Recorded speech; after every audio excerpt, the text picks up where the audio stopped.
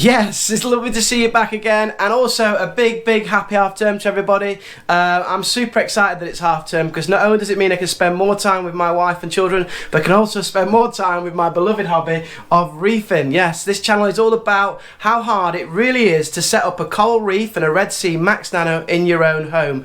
I am an absolute novice, I've never even had a goldfish, and I'm going to see with your help and your comments if I can get this Red Sea Max Nano looking absolutely stunning as a beautiful coral reef.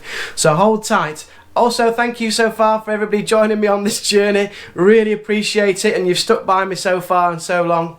And we're on day 7 of the cycle. But if you've been watching my channel, you'll know that the last video I put out was there's nothing nano about the price. Well, half the price is actually hidden down in the cabinet. So this video is all about finding out what's hidden in my cabinet and how much I've spent, or what I've spent my money on down there. So we're going to get you off the stand and give you a little look round in my reefing cabinet.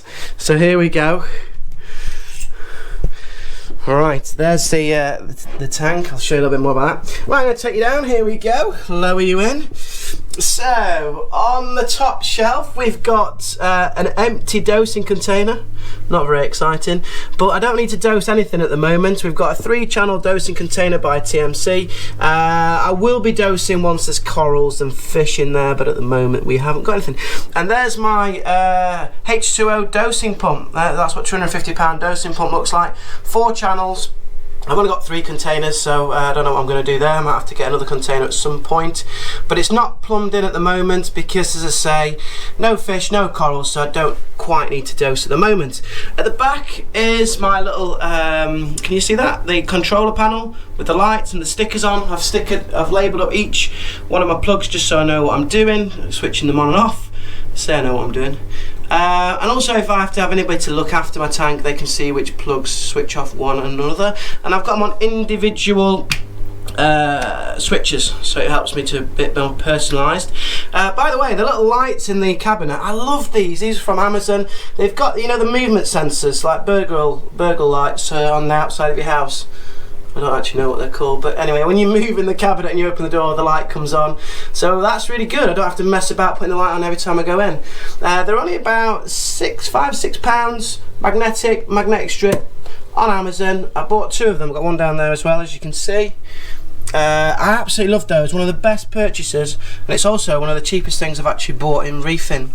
There are my black sponges. They came with the Red Sea. Didn't put them in because I'm cycling. I didn't want them to be a trap for bacteria, because obviously you rinse them out and then we lose the bacteria then, so I've left them out for the time being. Here's my Alpha Reef. Kind of bought that on the back of Nathan Willard recommending it. That's one of the doses will have Alpha Reef in. Heard really good things about that, and hopefully that can get my corals to look good. Here we've got the dosing lines, just different coloured dosing lines which will connect up all these pipes. A very large syringe and a fishing net. Down at the bottom, here it is. This is the blooming thing that caused me all the problem at the start. My auto top off. So it's a glass auto top off. I bought it from eBay. It's 15 litres, and at the back corner it's got the Tunzi Nano auto top off, which is the what flooded all the water back into here when I first started. It wasn't the Tunzi that was at fault. It was my user error. I left the pipe submerged in the back of the sump. I've got some reef dip, thanks to the Reef King, who said always dip your corals. I haven't got any corals yet, but when I do I'll be dipping those. And then we've got the Dr. Tim's ammonia. I've also bought some filters for when I start with the corals and the lighting. I don't know if they're any good at the moment, but I've gone from Amazon. Again, they're about £20. The beauty of this is I'll be able to use the filters when the lights are on, when I'm filming, and also because I've got a GoPro, I'm actually going to put the camera in the tank as well, so that should make some exciting videos. Got some fish food, some Respect carbon. I haven't put that in yet at the moment. It does seem to be quite clear in the tank each day, so it seems to be clearing up, so I'm saving that for a special day when I really need to clear up the tank. But anyway, so it's there on standby. Then I've got all my Hannas, which I love. The Hanna salinity tester, which I've used a lot. My marine care kit. My Dr. Tim's one and only nitrifying. I've actually topped that up. I don't know if I should have done, but I've put a bit more in of that. In the comments, if you can let me know if I've done the right thing there, because I don't really know. But I've put a bit more bacteria in. I thought it can't go wrong, can it? Some spare syringes. There's my alkalinity meter for Hannah. I'm going to use that when I get the corals in. I've got a magnesium tester back here, Salifert magnesium tester, just a basic one. I bought some glass cleaners, just normal sunglass cleaners, but they're for the vials when I'm testing my Hannah. And I actually bought this Hannah second hand, and I've checked the dates of the sorry about the filming, I'm doing two things at once here. There's the, I bought it second hand, it's basically brand new. Got myself a bargain there, just less than £50 for the calcium checker. And the date is September 2021, so we're alright there. It's the only bargain I've actually got in reefing, I think. Pretty much. So that's what's in the cabinet so far. It's looking quite good, I think. I feel like I've got most things that I need. If there's anything that I haven't got that you think I need, I have got a phosphate checker coming by Hannah. That's coming in the next week or so. But if there's anything that you think I've missed, please in the comments just tell me something that you've got in your cabinet that you think was most helpful to getting you to a successful reef tank. So that's that. In the next video we're going to be looking at the day 7 parameters of the tank. I've actually gone out, I'm a bit unhappy about this. So I get my water from Maidenhead Aquatics.